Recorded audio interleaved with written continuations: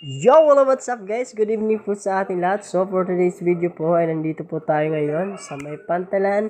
And then sinalubong ko po sina tatay kasi galing sila sa laot. And so ayun, ito po yung mga pangyayaring naganap sa gabing ito. So dinignan po natin kung ano yung mga nahuli nila. So ayan po yung mga nahuli na tatay. Makabawi-bawi na rin para sa gasolina. Yan.